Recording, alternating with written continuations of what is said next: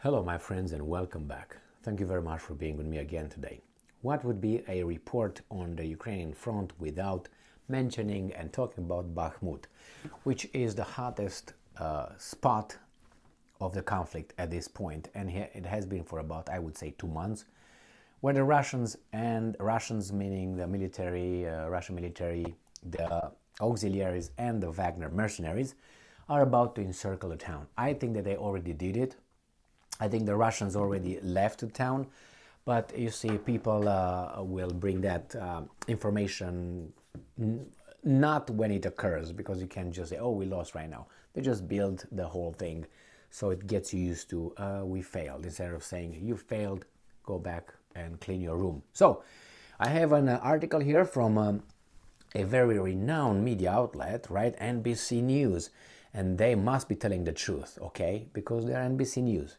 It says Ukraine's defiant city struggles to hold out as Russia pushes for a bloody victory. I think they already, as I said, control that very well. But hey, what do I know?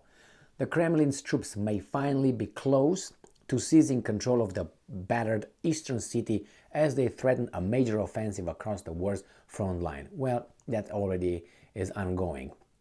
So let's make it this. And it says that Bakhmut in Ukraine, surrounded on 3 sides, this eastern Ukrainian city has held out for months in bloody defiance against invading forces, Russian shells pouring day and night against streets coated with snow and rubble. But as the Kremlin's troops advance here and threaten a major offensive across the war's front line, which already occurred, gunfire could be heard on a recent visit, blah blah blah. Bakhmut holds is a patriotic battle cry heard across the country, cementing the city as a symbol of national resistance. I remember Mariupol was before this one, and where's Mariupol now? But it's okay, you have to give hope, and it still holds for now. It's all done, it's all gone. Let's see where this thing is. So we go here. And Bakhmut is right here on the Donetsk Oblast, which is in Donbass. Right here where the whole offensive occurs, in Liman, Bakhmut, Avdiivka, Novopavlivka. This is where they are. And here we have Bakhmut, and from Google Maps, now this again. This is the front, in February, I think this is, February 2023. And this is Bakhmut. Let's go and see what it's doing. So here it is. Kramatorsk is here. Luhansk is here. And this is the big Bakhmut. Now you have northeast Soledar, which fell to the Wagner group, with Blahodanye. Again, that fell. And I think all these are encircled, but this route right here. So it's all not in good shape. So that's right there. If you want to look on the map, this is the Black Sea, this is Romania here in the left of the map, Moldova, and what's left of Ukraine. And this is for now reference, Bakhmut right here, right there, boom boom. All right, let's go back to this article and see what else they tell it. There is only one highway still under Ukrainian control here, and as I said, I think that highway is right here, this one. Why is this? Because this is close to the Russians came from this side, and this goes south. So this is the only one that probably by Kostantinivka is right here, the only one. This should be in the east. They don't say it. The road dips into a snow covered, now they tell us a little bit this and that. Battles rage for the town of Vuhledar, also in the Donetsk region, and increasingly in a neighboring Luhansk region. Luhansk region is this. This is Luhansk Oblast here, but region Bakhmut is here, Luhansk is here. You see how close they are? Pam pam. All right, we got that covered. Together, the two areas comprise the eastern Donbass, a huge swath of the country famed for its industrial output, and which Russian President Vladimir Putin appears intent on seizing to match his declared annexation. The Wagner group of mercenaries led by Putin's ally Yevgeny Prigozhin was involved in taking the nearby mining town of Soledar, the ones I showed you right here. Soledar, this right here, and they also did Blahodanye, was important, and has helped lead the assault on Bakhmut with waves of ex-convicts thrown at Ukrainian lines. Now, if they did such a good job, quote unquote, with the ex-convicts, that means the Ukrainian army is not as we're told they are.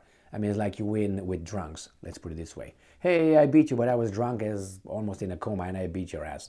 That tells a lot about your abilities. So I wouldn't mention this, but I don't see it that way.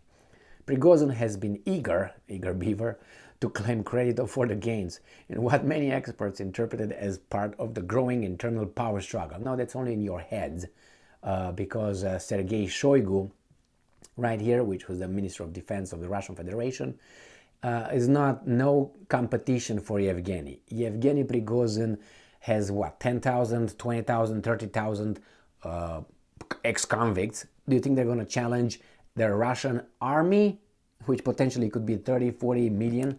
Are you crazy? If they do a general mobilization, obviously.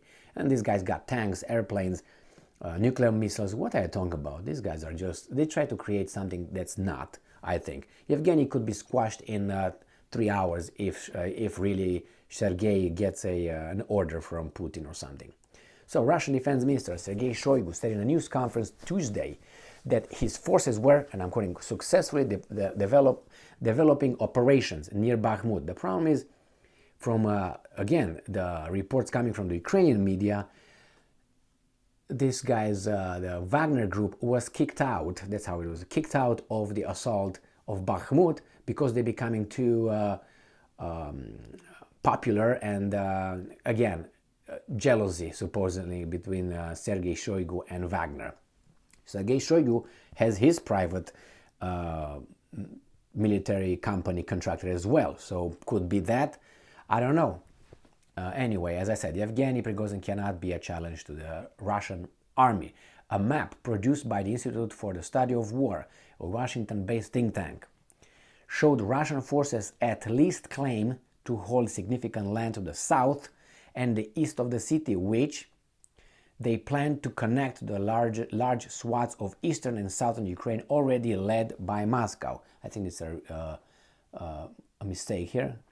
So showed Russian forces at least claim to hold significant land to the south and east of the city. So south and east, that is Ukrainian army here. We can't be here because the Russians are coming from the west and they got this. So they made a spell. It's not the Ukrainian, I think it's not the Russians. Maybe the Ukrainians who have only one exit. This is going to be the exit out of it. Because here is Russia for sure. Here obviously is Russia. Maybe this way, this area, but well, let's see. Maybe they are right to a certain extent. But not showed Russian forces at least claim to hold significant land to the south and east of city. I think the Ukrainians hold that, which they plan to connect to the large swaths of eastern and southern Ukraine already held by Moscow. Well, I don't know. Ukraine officials have spoken of the increasing intensity of the fight for Bakhmut in recent days. The battles, and I'm quoting, for the region are heating up, said Kirilenko. Well, it's not only heating up, it's the thing that the Russians already started their offensive. They already started the offensive in the eastern side, and they conducted from the 9th to the 10th, that night of 9th of February to the 10th of February, a massive missile strike again with weapons and missiles. I don't know where they got them, from Mars or something, because of, allegedly, I mean not allegedly, they said it by their reports, the intelligence services of Great Britain and Ukraine. The Russians don't have any more missiles.